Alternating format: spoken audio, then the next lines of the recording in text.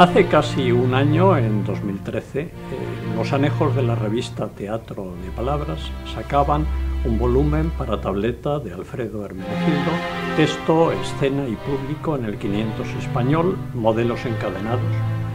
Y ahora, en el 2014, repetimos con Alfredo Hermenegildo, en este caso con una edición de La Numancia de Cervantes.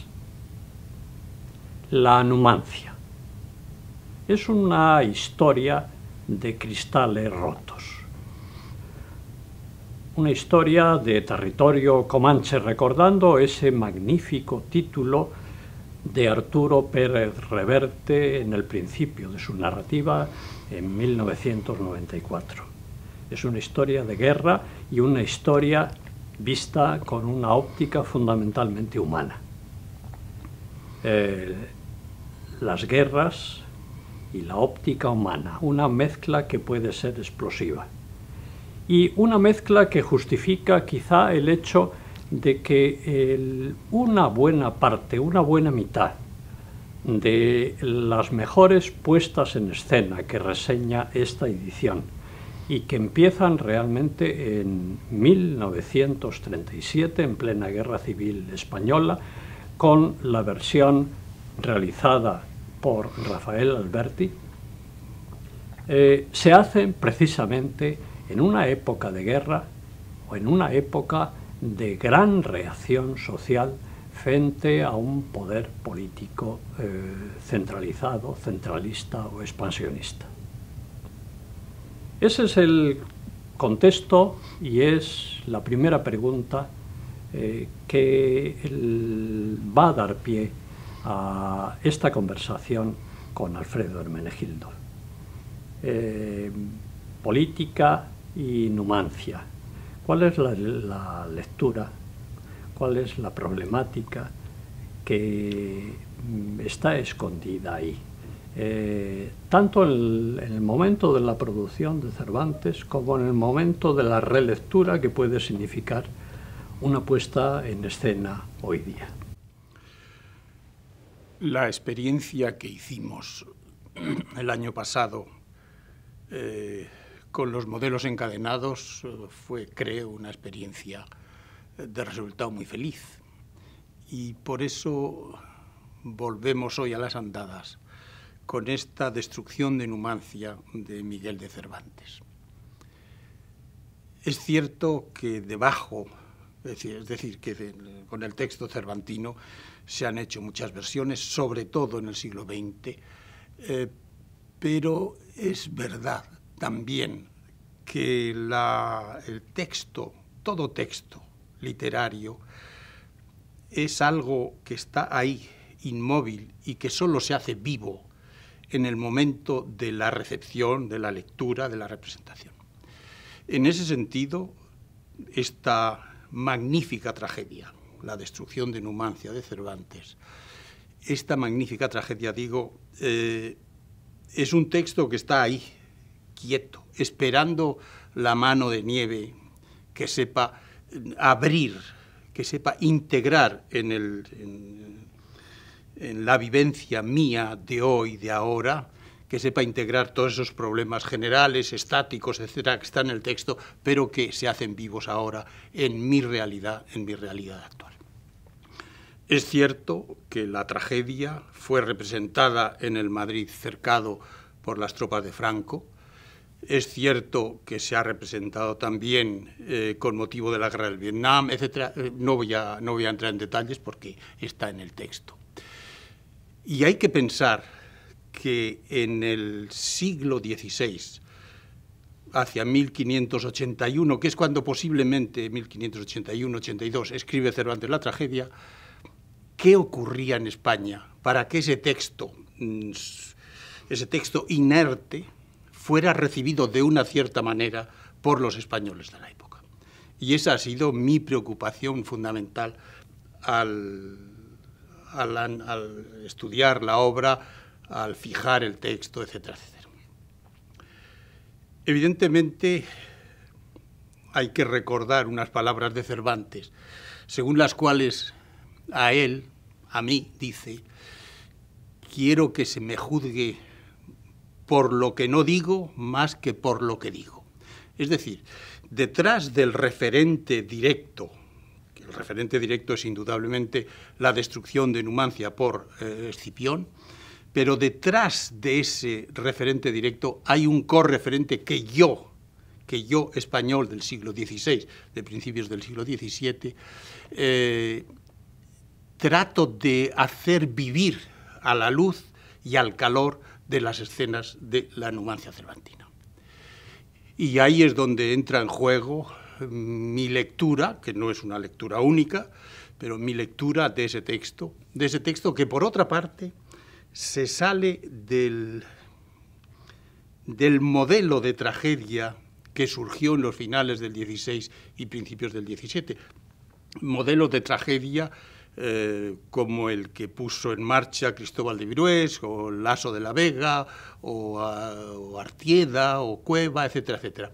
La Numancia es algo especial, y es algo especial que merece la pena, y la prueba de ello es que ha merecido la pena, el que se ponga en escena, el que se reactive, el que se haga revivir según los acontecimientos que en la actualidad, es decir, en el día de hoy o en el día de ayer, que era un día de hoy, ayer, para que ese texto muerto, escrito por Cervantes, se haga vivo ante los ojos de un espectador determinado.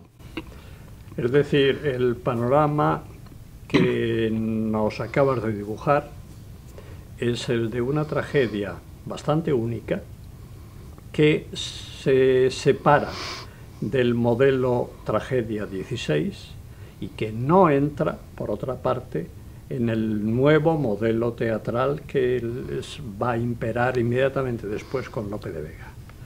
Por otra parte, es una tragedia que nos cuenta una acción vieja, ocurrida en en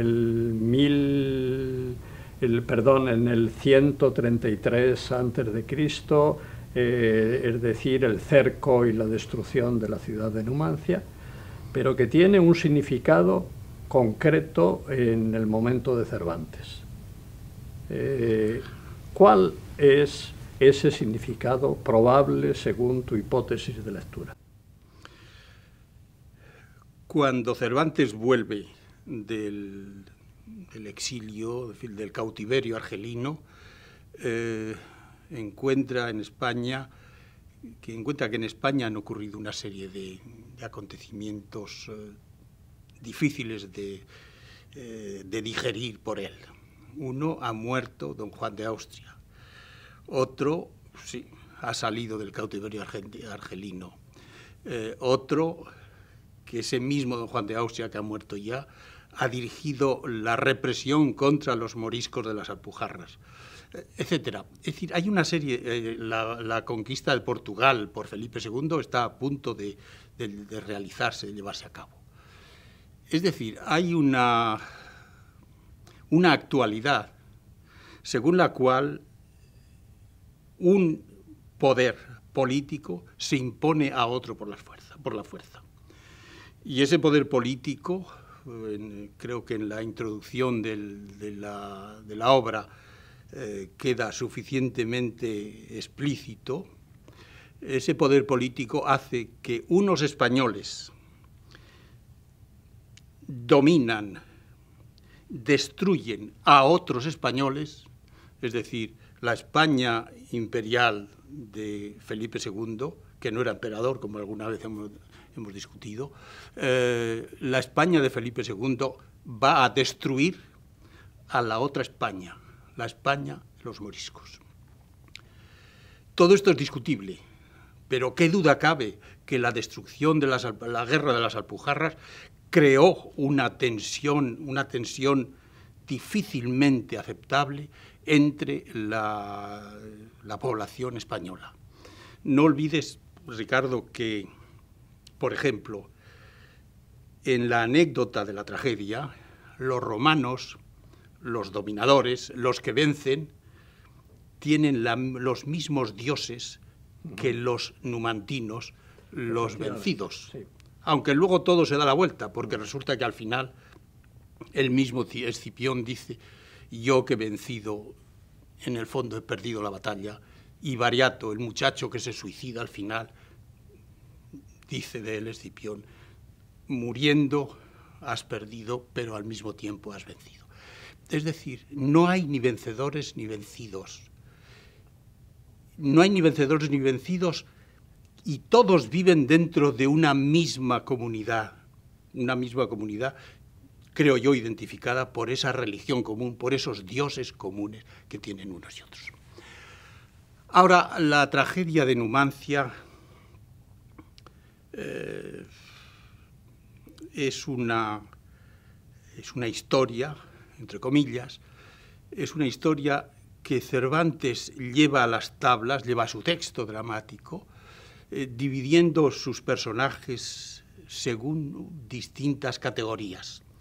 Y esos personajes van desde el personaje individual, identificado con un nombre, Marandro, Lira, Leonicio, etcétera, etcétera, hasta otro segundo nivel de personajes en que ya han perdido el nombre, en que ya no se trata de este personaje o aquel otro o aquel, es la mujer, es el niño, es el soldado. Es decir, se da un paso hacia una cierta generalización. Y hay un tercer paso en que los personajes ya no son ni individuales, ni siquiera genéricos, mujer, hombre, etcétera, son figuras alegóricas. La guerra, el hambre, la paz, el Duero, los otros afluentes del Duero, etcétera, España. Y en esa transposición de lo individual a lo genérico, a lo alegórico, está toda la historia de la catástrofe de un pueblo. Es decir, a medida que nos alejamos de Marandro y Lira, los dos enamorados, llegamos al final a España, al Duero, llegamos al hambre, la guerra, etcétera, etcétera, y al final la fama. Por eso que la tragedia tiene con esos tres niveles de dramatización, está llegando, a mi modo de ver, a una cúspide en la elaboración de sus propios contenidos. Cervantes dice, hablando de las figuras alegóricas, que es la primera vez que se usan las figuras alegóricas como expresión de los pensamientos, de los sentimientos interiores. Hay que tener en cuenta esa última frase, como expresión de los sentimientos interiores, porque figuras alegóricas se habían usado antes ya en otras tragedias, pero nadie había dicho que los sentimientos interiores de los personajes se manifestaban a través de las figuras alegóricas. Y eso es una primicia que Cervantes nos ofrece en la tragedia La destrucción de Numancia. Resumamos, pues, una obra dramática compleja, con varios niveles narrativos, entre comillas. Por lo que sabemos de alguna puesta en escena reciente, a estos personajes alegóricos se les confiere un papel prácticamente narrativo brechtiano para crear una distancia, puesto que en realidad no forman parte de la acción, sino que forman parte de la visión de la acción.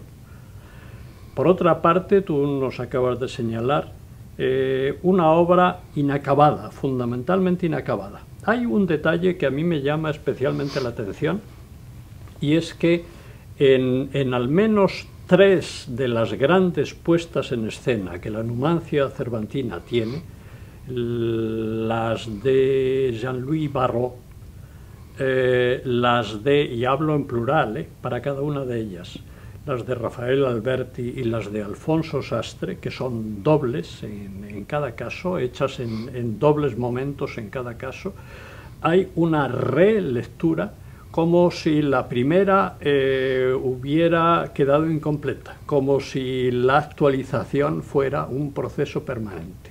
Esa relectura es algo que parece fundamentalmente inscrito en la tragedia de Cervantes.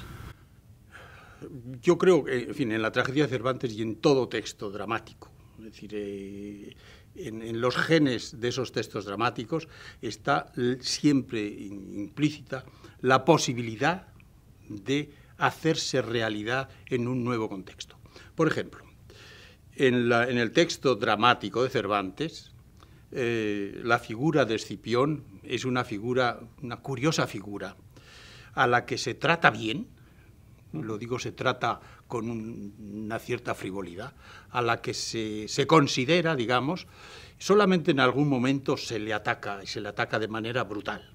Pero se respeta a Escipión y se detesta la acción del pueblo romano, del ejército romano. Tan se respeta a Escipión que cuando en una de esas versiones de que tú hablas, la de Alberti, Alberti utiliza el texto cervantino para ponerlo en paralelo, puesto que se representa la obra durante el cerco de Madrid por las tropas del general Franco. Cuando Alberti tiene que hacer la alabanza de Escipión, indirectamente sería la alabanza de Franco, y eso desaparece del texto. Es decir, la presión del momento, del hoy actual, de mis propios intereses a la hora de poner en escena la obra, hace que yo rompa violentamente, además, la lógica interna del texto dramático cervantino. Por eso que en cada momento, y luego el mismo Alberti, en la segunda versión que hace, que se representa en Montevideo, ya después y en el exilio es Margarita Xirgu quien lo hace. Allí a Alberti se le han calmado los ánimos y está mucho más discreto en su manera de concebir la actualización de la obra, la vivencia hoy y ahora de la obra. Ahora, se ha dicho también que la obra se representó para animar a los zaragozanos contra el sitio de los franceses de Napoleón. Yo creo que eso no es verdad. Eso no está apenas documentado. Eso queda totalmente al margen. Y hay que tener en cuenta una cosa. Estamos hablando de un ciclo de puestas en escena importantes que forman parte de la historia del teatro representado, que empieza realmente a partir de 1937. La primera de ellas es la de Jean-Louis Barrault en París. Antes, realmente las noticias que tenemos son sumamente vagas. Y después, a partir de finales de los 60, el ritmo de esa aparición de representaciones va disminuyendo, pero se mantiene. Y hay casos notables como el de Manuel Canseco, por ejemplo. Sí. Antes de que empiece este ciclo grande, a partir de 1937, la fortuna de la Numancia cervantina no ha sido muy grande. De hecho, en su tiempo, ni siquiera Cervantes parece que la vio representada, ni tampoco impresa. Y el siglo XVIII fue realmente catastrófico en sus juicios sobre Cervantes. Los vientos cambian después. ¿Cuándo cambian? Yo creo que cambian en el momento en que la actualidad de los enfrentamientos colectivos en el siglo XX hace que el texto dramático de Cervantes se pueda recuperar e integrar con unos nuevos correferentes. Es decir, el referente histórico es la destrucción de Numancia por Escipión, pero el correferente que adquiere toda la vitalidad, la energía de lo que es mío, de lo que es nuestro, de lo que estamos viviendo, hace que esa obra... He hablado antes de Vietnam, hemos hablado de Sastre, hemos hablado de Alberti, pero perdón, no olvidemos que se hace una representación en Sagunto. En Sagunto, en el texto está, lo has recogido perfectamente, hay un vídeo en el que se nota la voz del nodo, en el que la España triunfante está ahí.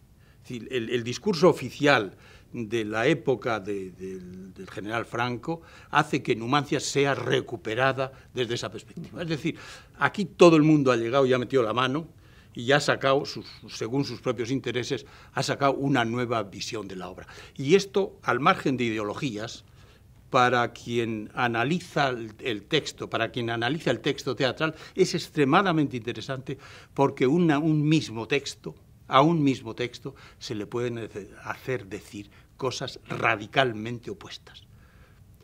Que se me juzgue más que por lo que digo, por lo que no digo. ¿Qué hubiese hecho Cervantes si hubiera escrito la obra en pleno 1937 en Madrid?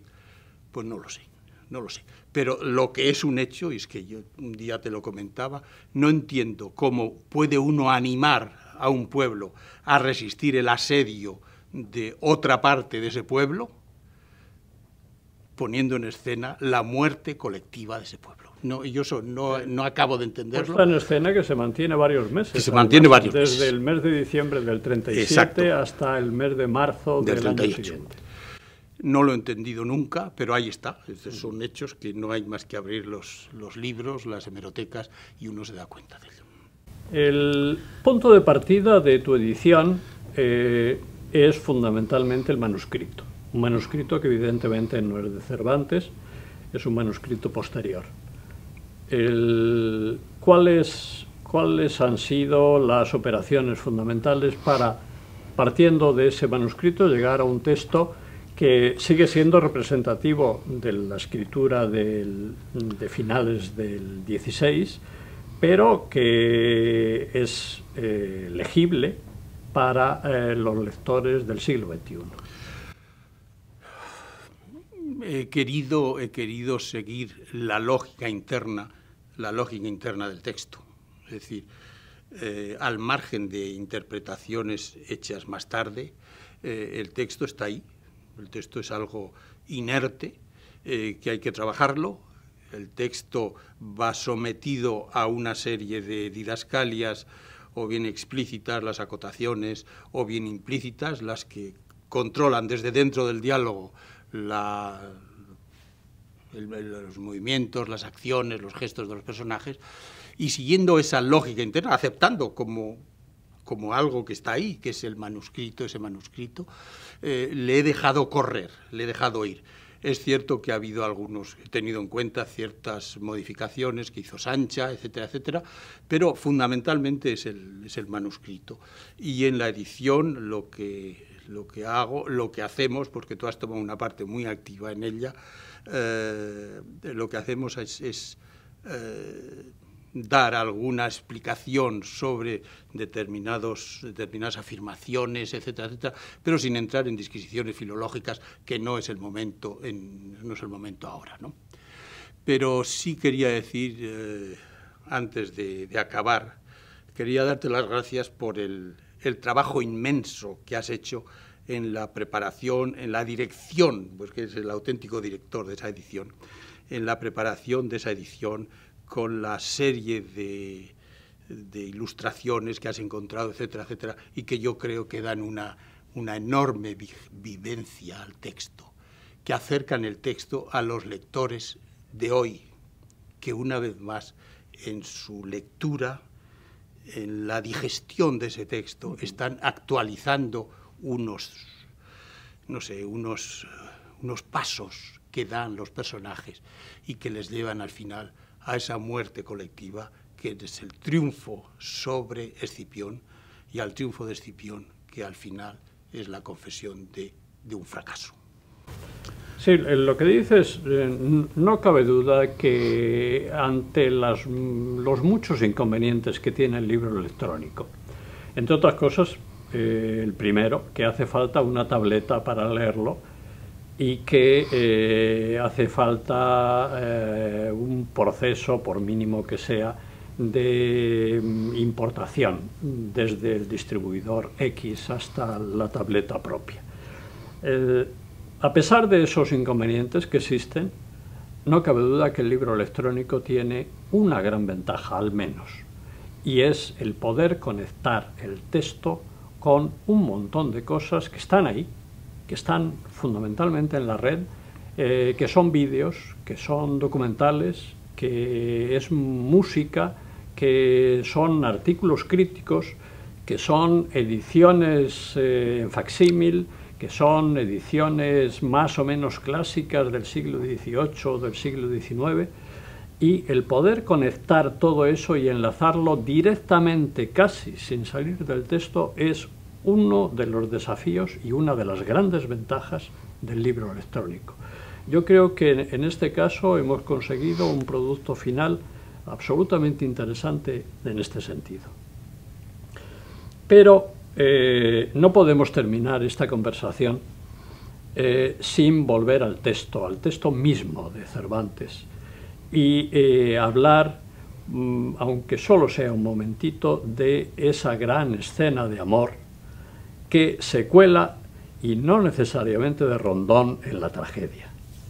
La escena de amor que tiene dos momentos fundamentales, uno del encuentro de Lira con su amigo y otro del encuentro final, en el que el muchacho muere con un pan debajo del brazo.